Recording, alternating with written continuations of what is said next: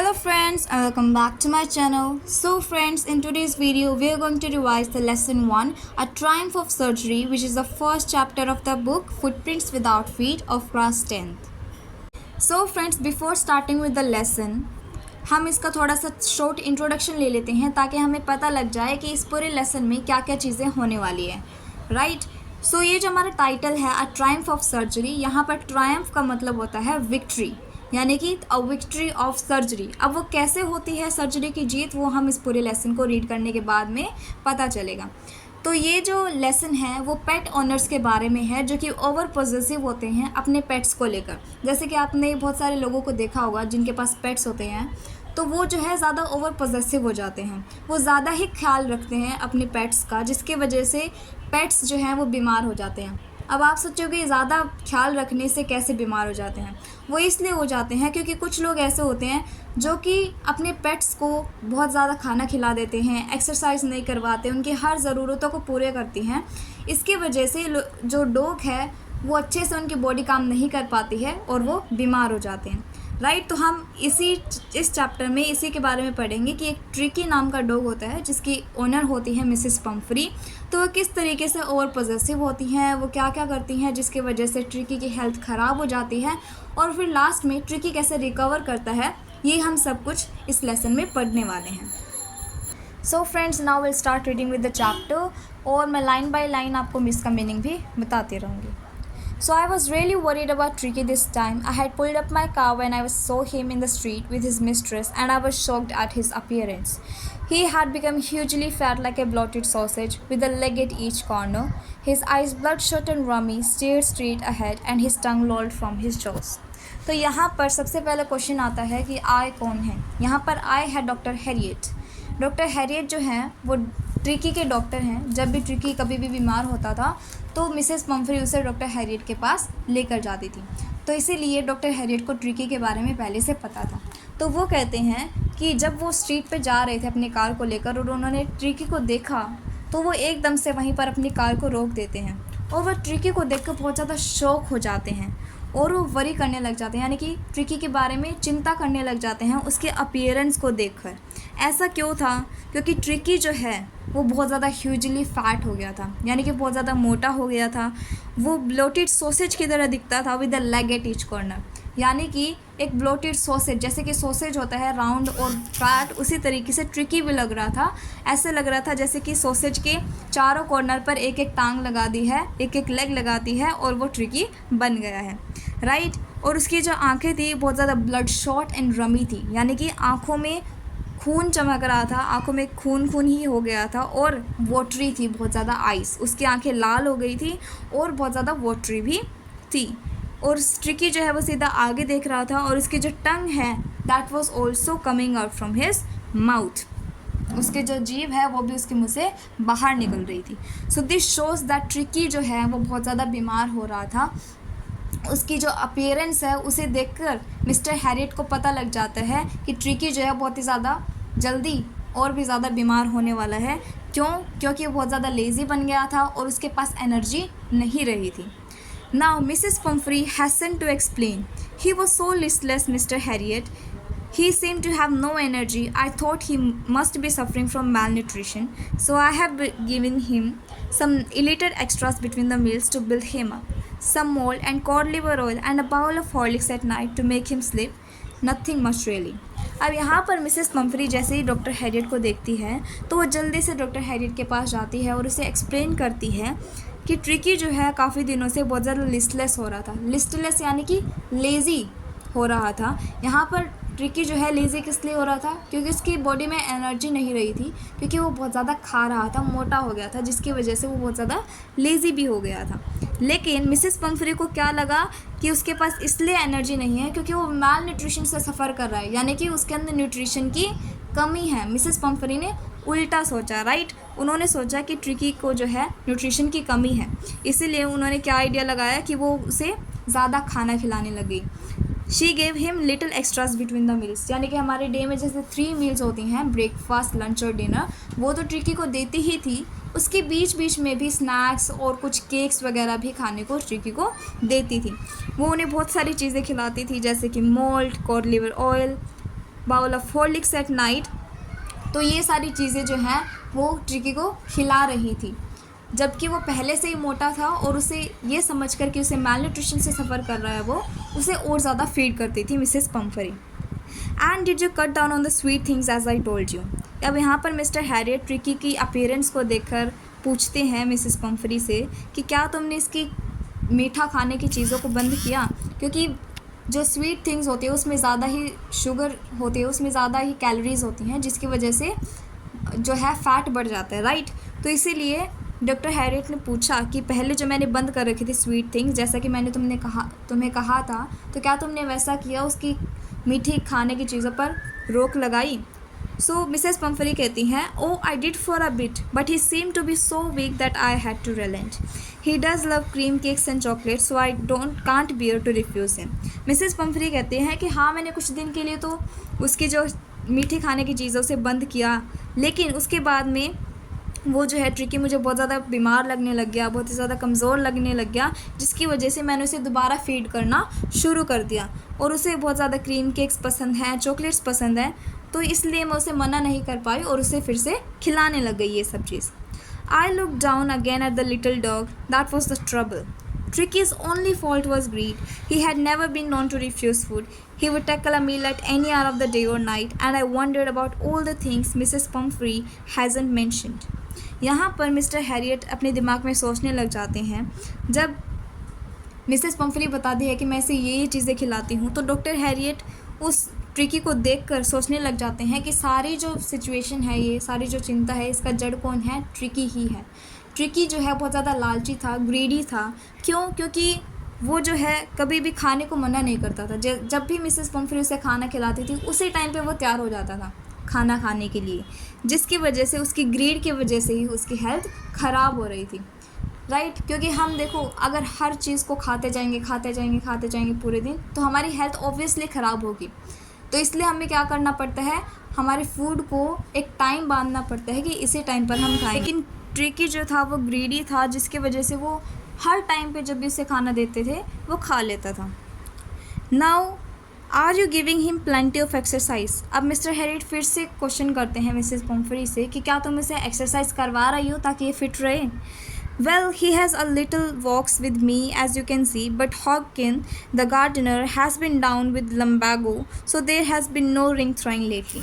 Mrs Pumphrey जो है इस बात को भी टाल देती है थोड़ा बहुत इधर उधर करके, क्योंकि वो कहती हैं कि मैं जो है इसे थोड़ा बहुत वॉक के लिए लेके जाती हूँ, जैसे कि आप अभी भी देख सकते हैं। और लेकिन जो हॉकिन है, जो उनका गार्डनर था, हॉकिन यहाँ पर एक पर्सन का नाम है जो कि इनका गार्डनर था मिसेस पम्फरी का, तो वो जो है लम्बागो से डिजीज़ हो गई थी। ये एक डिज़ीज़ होती है जो कि बैकबोन से रिलेटेड होती है। तो वो कहती हैं कि उस गार्डनर को जो है लम्बागो हो गया था, जिसकी वजह से वो रिंग थ्रोइंग नहीं खेल पा रहा है ट्रिकी, क्योंकि वो गार्डनर ही उसे क्या खिलाता था, वो रिंग थ्रोइंग गेम्स खिलाता था। लेकिन अब उस जो है वो बीमार हो गया है, तो इसकी वजह से वो भी जो है एक्सरसाइज उसकी नहीं हो रही है, लेकिन मैं उसे थोड़ा बहुत वॉक के लिए लेकर जाती हूँ। Then I try to sound severe. Now I really mean this. If you don't cut the food right down and give him more exercise, he is going to be really ill. अब यहाँ पर जो है doctor Harriet बहुत ज़्यादा severe यानी कि serious sound करने की कोशिश करते हैं। वो कहते हैं कि अब मैं जो बात कह रहा हूँ उसको आप प्लीज़ जो है अच्छे से मानिए, वरना जो है ट्रिकी बहुत ज़्यादा इल हो जाएगा। वो कहते हैं कि आपको जो है इसका खाना कम करना ही पड़ेगा, इसके स्वीट थिंग्स को कम करना ही पड़ेगा और इसे एक्सरसाइज ज़्यादा देनी होगी, वरना जो है ट्रिकी बहुत ज़्यादा बीमार हो जाएगा। नाउ लेट्स सी कि मिसेस पम्फरी ने वो सब कुछ फॉलो किया या नहीं किया। So you must harden your heart and keep him on a very strict diet. अब यहाँ पर डॉक्टर हैरियट कहते हैं कि आपको जो अपने दिल को जो है मजबूत कर लेना चाहिए और जो है ट्रिकी को एक स्ट्रिक्ट डाइट पर रखना चाहिए। मिस डॉक्टर हैरियट को पता था कि मिसेस पम्फरी जो है बहुत ज़्यादा पैम्पर करती हैं ट्रिकी को और वो उसे खिलाए बिना नहीं रह सकती, इसीलिए उसने सीवियर साउंड करने की कोशिश की और उन्होंने कहा कि आपको जो है अपने दिल को मजबूत करना ही पड़ेगा और ट्रिकी को एक स्ट्रिक्ट डाइट पर रखना पड़ेगा। Mrs Pumphrey wrung her hands. Oh, I will, Mr. Harriet. I am sure you are right, but it is so difficult, so very difficult. She set off, head down, along the road as if determined to put the new regime in practice immediately. सो यहाँ पर Mrs Pomfrey जो हैं जैसे ही doctor Harriet की बात सुनती हैं वो अपने हैंड्स को रंग करती है। रंग का मतलब होता है रब, यानी कि दोनों हाथों को रब करने लग जाती हैं और मिस्टर हैरियट को कहती हैं कि हाँ मिस्टर हैरियट, मैं ज़रूर कोशिश करूँगी, लेकिन मेरे लिए बहुत ज़्यादा डिफ़िकल्ट है, बहुत ज़्यादा डिफ़िकल्ट है कि मैं ट्रिकी को एक स्ट्रिक्ट डाइट पर रखूं। जैसे कि मैंने पहले भी कहा था कि मिसेस पम्फ्री रिच हैं और ऊपर से वो बहुत ज़्यादा पैम्पर भी करती हैं ट्रिकी को। इसकी वजह से उनके लिए बहुत ज़्यादा डिफ़िकल्ट होगा ट्रिकी को डाइट पर रखना। इसके बाद ये कहने के बाद वो वहाँ से चली जाती हैं और इतना ज़्यादा कॉन्फिडेंट लगती हैं कि वो आज से ही उस चीज़ को शुरू कर देंगी, उसको डाइट पे रखना शुरू कर देंगी। Now I watched their progress with growing concern. Tricky was tottering along in his little tweed toque. He had a whole wardrobe of these coats for the cold weather and a raincoat for the wet days. He struggled on drooping in the harness. I thought it wouldn't be long before I heard from Mrs. Pumphrey. अब यहाँ पर tricky जब जाने लग जाता है Mrs Pumphrey के साथ, तो डॉक्टर हैरियट उसे पीछे से देखते हैं और वो सोचने लग जाते हैं कि अभी जो है ट्रिकी की हेल्थ और भी ज़्यादा ख़राब होने वाली है। राइट, ट्रिकी जो है he was tottering along his little tweed टोक। जो ट्रिकी जो है टॉटरिंग यानी कि स्लोली वॉक कर रहा था, क्योंकि वो ऑलरेडी बहुत ज़्यादा फैट था, तो इसलिए वो स्लोली वहाँ से जा रहा था मिसेस पम्फ्री के साथ। और उसके पास एक ट्वीड टोक कोट भी था, यानी कि उसके पास एक अलग कोट भी था। मिसेस पम्फ्री उसको बहुत ज़्यादा पैम्पर करती थी, उसके लिए अलग अलग कोट्स लेकर आती थी। और उसके पास मिस्टर हैरियट कहते हैं कि उसके पास पूरा वार्डरोब है, यानी कि उन कोट्स सिर्फ एक ही नहीं है वो कोट, उसके पास बहुत सारे ऐसे कोट हैं और उसके पास रेन कोट भी है ताकि उसे बारिश से बच सके वो। तो ये सब हमें बताता है कि जो मिसेस पम्फ्री है वो रिच है और उसके बाद में वो बहुत ज़्यादा पैम्पर करती हैं ट्रिकी को। लेकिन ये सब तो ठीक था, लेकिन ट्रिकी की ग्रीडीनेस की वजह से वो बहुत ज़्यादा फैट हो गया था और उसकी वजह से वो जो हार्नेस है उसमें आना भी उसके लिए मुश्किल हो गया। यानी कि वो जो रस्सी होती है जिससे हम डॉग को बांधते हैं उसके गले में, तो उसमें घुसना भी उसके लिए मुश्किल हो गया था, वो इतना ज़्यादा मोटा हो गया था। Now the expected cold came within a few days. Mrs. Pumphrey was distraught. Tricky would eat nothing, refused even his favorite dishes, and besides, he had bouts of vomiting. अब यहाँ पर जैसे कि मिस्टर हैरियट ने सोचा था कि tricky की हेल्थ बहुत ज़्यादा ख़राब होने वाली है कुछ दिनों में, तो उसके बाद ही कुछ दिनों बाद डॉक्टर हैरियट के पास एक कॉल आया जिसमें मिसेस पम्फ्री बताती हैं कि ट्रिकी जो है बहुत ज़्यादा बीमार हो चुका है, ही हैज़ फॉलन वेरी इल। यहाँ पर मिसेस पम्फ्री जब मिस्टर हैरियट को बताती हैं तो वो बहुत ज़्यादा वरीड होती हैं, डिस्ट्रॉट यानी कि बहुत ज़्यादा वरीड होती हैं, वो स्ट्रेस में होती हैं। वो बताती हैं कि ट्रिकी जो है कुछ भी नहीं खा रहा है, अपनी फेवरेट डिशेस को भी इग्नोर कर रहा है, रिफ्यूज़ कर रहा है कि वो नहीं खाएगा। उसके बाद में उसे वॉमिटिंग हो रही है बहुत ज़्यादा, और all the time he spent lying on his रग पैंटिंग, और पूरे टाइम वो क्या करता है, लेजीनेस से भरा रहता है और अपनी रग पर बैठा रहता है। पैंटिंग यानी कि हाँफते हुए, बहुत ज़्यादा तेज़ी से सांस लेते लेते वो वहाँ पर पड़ा रहता है और कुछ भी चीज़ नहीं खा रहा है। Didn't want to go for walks, didn't want to do anything, और वो जो है ना ही वॉक्स के लिए जाना चाहता है और वो कुछ भी नहीं करना चाहता है, यानी कि वो बहुत ज़्यादा इल हो चुका है। I had made my plans in advance. The only way was to get Tricky out of the house for a period. I suggested that he be hospitalized for about a fortnight to be kept under observation. तो यहाँ पर doctor Harriet ने पहले ही सोच रखा था, पहले ही plans बना रखे थे कि किस तरीके से ट्रिकी को उनके घर से बाहर लेकर आना है, क्योंकि उन्हें पहले ही पता चल गया था कि वो बीमार होने वाला है।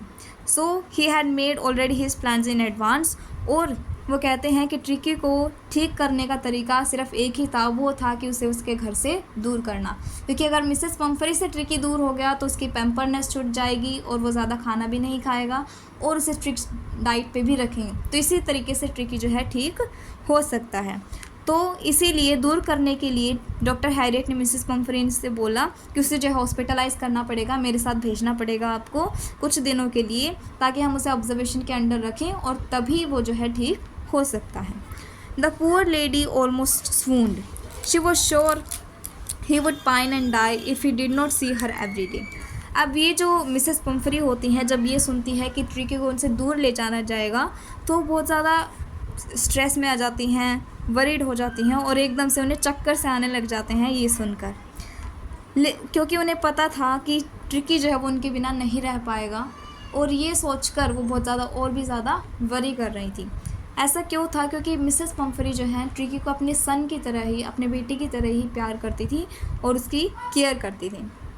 Now but I took a firm line. Tricky was very ill and this was the only way to save him.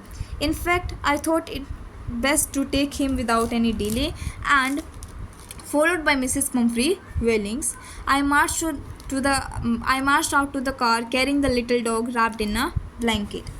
तो वो कहते हैं मिस्टर हैरियट कि मैंने जो है एक फर्म लाइन यानी कि एक सही लाइन ही चुनी। ट्रिकी जो है बहुत ज़्यादा बीमार हो चुका था और यही एक तरीका था उसे सेव करने का, राइट। तो उन्होंने क्या सोचा कि विदाउट एनी डिले, बिना किसी देरी के ट्रिकी को जल्दी से जल्दी अपने हॉस्पिटल ले जाता हूँ और तभी जाकर ट्रिकी जो है वो सेव हो सकता है। तो जब वो लेने गए मिसेस पम्फ्री के घर पे अपनी कार के साथ, तो देखते हैं कि आगे आगे क्या होता है। तो जैसे वो ट्रिकी को अपने कार में लेकर जाते हैं तो देखते हैं कि उनके घर में क्या माहौल हो जाता है मिसेस पम्फ्री के। So the entire staff was roused and maids rushed in and out, bringing his day bed, his night bed, favourite cushions, toys and rubber rings, breakfast bowl, lunch bowl, supper bowl.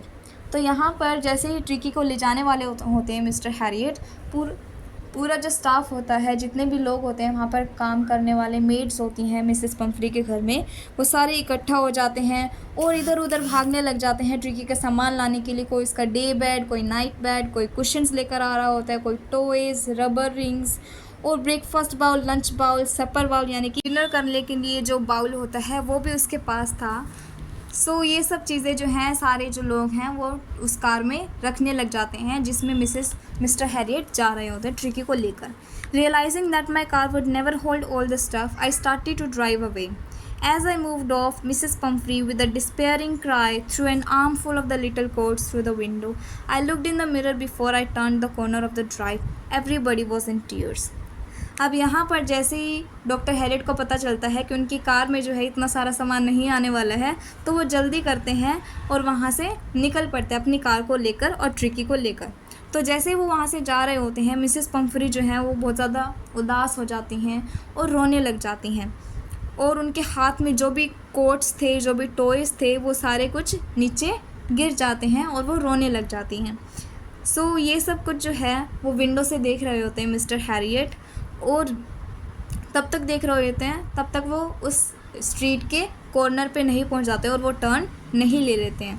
और उन्होंने देखा कि सारे जो हैं tears में थे, यानी कि मेड्स, वर्कर्स, मिसेस पम्फ्री, सभी जो हैं ट्रिकी के लिए रो रहे थे क्योंकि वो उनसे दूर जा रहा था। हालांकि कुछ दिनों के लिए दूर जा रहा था, लेकिन मिसेस पम्फ्री उसको लेकर बहुत ज़्यादा उदास थी। Now out on the road, I glanced down at the pathetic little animal gasping on the seat by my side. I patted the head and Tricky made a brave effort to wag his tail. Poor old lad, I said, you haven't a kick in you, but I think I know a cure for you. अब जैसे ही mister Harriet hospital जा रहे होते हैं, अपनी surgery जा रहे होते हैं, तो वहाँ पर वो ट्रिकी की तरफ देखने लग जाते हैं और ट्रिकी जो है वो सीट को जो है अपने मुंह में लेकर चबा रहा होता है, यानी कि सीट को ही अपने मुंह में लेकर उसे चबा रहा होता है क्योंकि वो बहुत ज़्यादा लेज़ी हो गया था। उसे भूख तो लग रही थी लेकिन वो खाना नहीं खा पा रहा था, राइट। तो इसी वजह से वो जो है वहाँ पर सीट पर जो है गैस्प कर रहा था, यानी कि उसके मुंह में ले रहा था। और जैसे ही मिस्टर हैरियट उसकी हेड पर पैट करते हैं, यानी कि उसको सहलाते हैं थोड़ा बहुत, तो इससे क्या करता है, ट्रिकी जो है वो अपनी टेल उठाने की कोशिश तो करता है लेकिन इसके अंदर इतनी एनर्जी नहीं होती है कि वो उसे उठा पाए, जिसकी वजह से मिस्टर हैरियट कहते हैं कि ओ पुअर ओल्ड लैड, यानी कि ओ बेचारे, तुम्हारे पास जो है बिल्कुल भी किक नहीं है, तुम्हारे पास एनर्जी नहीं है, लेकिन मुझे पता है तुम्हारे लिए क्योर है जिससे तुम ठीक हो सकते हो। Now at the surgery the house hold dogs search around me. Tricky looked down at the noisy pack with dull eyes and when put down lay motionless on the carpet. The other dogs, after sniffing around him for a few seconds, decided he was an uninteresting object and ignored him. अब जैसे ही hospital पहुंचते हैं mister Herriot tricky को लेकर, तो जो भी house hold dogs होते हैं, यानी कि जो बाकी पेशेंट्स होते हैं मिस्टर हैरियट के जो डॉग्स होते हैं, वो भी उनके आसपास आकर इकट्ठा हो जाते हैं। अब ट्रिकी जो है उनके तरफ देख रहा था, सभी डॉग्स की तरफ, विद डल आइज़, क्योंकि उसमें पहले से ही एनर्जी नहीं थी तो वो बहुत ज़्यादा लेज़ी दिख रहा होता है और मिस्टर हैरियट उसे नीचे छोड़ देते हैं। तो जैसे ही नीचे छोड़ते हैं ट्रिकी जो है मोशनलेस हो जाता है, वो बिल्कुल स्टिल होता है, उसमें बिल्कुल भी जो है कोई किसी तरीके की मूवमेंट नहीं होती है और वो कारपेट पे ऐसे ही पड़ा रहता है लेज़ीनेस से। जो बाकी के डॉग्स होते हैं वो ट्रिकी के अराउंड आते हैं, उसे सूंघते हैं और कुछ सेकंड्स के लिए सूंघने के बाद वो ये डिसाइड करते हैं कि ये जो है अनइंटरेस्टिंग ऑब्जेक्ट है, यानी कि हमारे काम का नहीं है, ये हमारे साथ नहीं खेलेगा और उसे इग्नोर कर कर वहाँ से चले जाते हैं। अब यहाँ पर जो आपने देखा होगा कि कोई भी अगर डॉग आता है किसी जगह पर तो बाकी के जो डॉग्स होते हैं वो इकट्ठा हो जाते हैं, या तो उस पर भौंकने लग जाते हैं या फिर उसे कुछ देर तक जो है देखते हैं और कुछ देर तक उसके आसपास घूमते रहते हैं ताकि उन्हें पता लग जाए कि वो उनकी ही टीम का है या नहीं। तो उसी तरीके से वहाँ के भी जो डॉग्स हैं उसके पास आते हैं, उसे सूंघते हैं थोड़ी देर के लिए, लेकिन जब पता चलता है कि ट्रिकी जो है बिल्कुल भी मूवमेंट भी नहीं कर रहा है, वो ऐसे ही पड़ा है लेज़ीनेस से, तो वो वहाँ से चले जाते हैं। Now I made a bed for him in a warm loose box next to the one where the other dog slept. For 2 days I kept an eye on him giving him no food but plenty of water. अब mister Harriet जो है tricky को वहाँ से उठाकर उसके bed पर लेके जाते हैं और वो बेड किसके साइड में था, जहाँ पर बाकी डॉग्स सोते थे उसी के साइड में था, राइट। और 2 दिन के लिए डॉक्टर हैरियट जो है वो पूरी उन्होंने नज़र रखी ट्रिकी पे, पूरा उसका ख्याल रखा और स्ट्रिक्ट डाइट पे रखा। उन्होंने उसको बिल्कुल भी खाना नहीं दिया, लेकिन ज़्यादा से ज़्यादा पानी दिया ताकि उसके बॉडी में एनर्जी बनी रहे और जो है उसका वेट भी लूज़ हो जाए और वो दोबारा से बिल्कुल सही हेल्दियर हो जाए। Now at the end of the second day he started to show some interest in his surroundings, and on the third day he began to whimper when he heard the dogs in the yard. तो पहले जो 2 दिन थे तब तक तो tricky वैसे ही पड़ा था लेज़ी सा, लेकिन जैसे ही सेकेंड डे का एंड आता है तो उसने अपनी सराउंडिंग्स में इंटरेस्ट दिखाना शुरू किया, यानी कि इधर उधर देखना शुरू किया, थोड़ा सा उसमें एनर्जी आई और वो जो है थर्ड डे पे जैसे ही बाकी डॉग्स की बार्किंग सुनता है कि वो चिल्ला रहे हैं, भौंक रहे हैं, तो वह उन्हें सुनकर ट्रिकी भी जो अपने कान खड़े कर लेता था और उन्हें ढूंढने लग जाता था। Now when I opened the door, Tricky trotted out and was immediately engulfed by Joy, the greyhound, and his friends. After rolling him over and thoroughly inspecting him, the dogs moved down the garden. Tricky followed them, rolling slightly with his surplus fat. तो जैसे ही देखते हैं mister Harriet gate खोलकर तो वो देखते हैं कि ट्रिकी जो है आराम आराम से जो है बाकी डॉग्स के पास जा रहा था और एकदम से क्या आता है वहाँ पर जो है वो आ जाता है, जो कि इस एक डॉग का नाम है। तो उसके जो फ्रेंड्स है और वो है उसके ट्रिकी के आसपास आते हैं और उसके ऊपर गिर जाते हैं और वो इंस्पेक्ट करते हैं कि अब जो है ट्रिकी थोड़ा बहुत इंटरेस्ट दिखा रहा है या नहीं। और जैसे वो देखते हैं कि हाँ वो खेलने के लिए सही है हमारे साथ, तो वो अपनी टीम में उसे इन्वॉल्व कर लेते हैं। और जैसे वो गार्डन में जाते हैं बाकी डॉग्स, तो ट्रिकी भी उनके साथ साथ पीछे पीछे चला जाता है विद हिज सरप्लस फैट, यानी कि अभी भी वो बिल्कुल फिट नहीं हुआ था, उसके पास स्टिल जो है कुछ फैट बचा हुआ था उसकी बॉडी में। Now later that day I was present at feeding time. I watched while Tristan slopped the food into the bowls. There was the usual headlong rush followed by the sounds of high-speed eating. Every dog knew that if he fell behind the others, he was liable to have some competition for the last part of his meal. अब यहाँ पर क्या कहते हैं mister Harriet, वो कहते हैं कि जब फीडिंग टाइम हुआ, यानी कि उन डॉग्स को खाना खिलाने का टाइम हुआ, तो उन्होंने देखा कि ट्रिस्टन जो है, जो कि एक पर्सन का नाम है, उसने सभी बाउल्स में फूड दे दिया था डॉग्स के लिए। और जैसे ही फूड डला उन बाउल्स में, वैसे ही सारे डॉग्स जो हैं जल्दी से वहाँ पर आकर अपने अपने बाउल पकड़ लेते हैं और उसमें खाना खाना शुरू कर देते हैं। और जब वो खाना खा रहे होते हैं तो जैसे कि डॉग्स के साउंड आती हैं जल्दी जल्दी खाते हुए, वैसे ही साउंड आ रही थी। और हर डॉग को ये पता था कि अगर एक जो है वो पीछे रह गए तो क्या होगा, उनका खाना नहीं मिलेगा उन्हें, उनका खाना कैंसिल हो जाएगा, क्योंकि सभी जो डॉग हैं वो एक दूसरे के साथ कंपटीशन करते हैं जल्दी जल्दी खाने के लिए, ताकि उन्हें ज़्यादा से ज़्यादा खाना मिल जाए। तो इसी वजह से सारे जो है जल्दी जल्दी से खाना खाना शुरू कर देते हैं।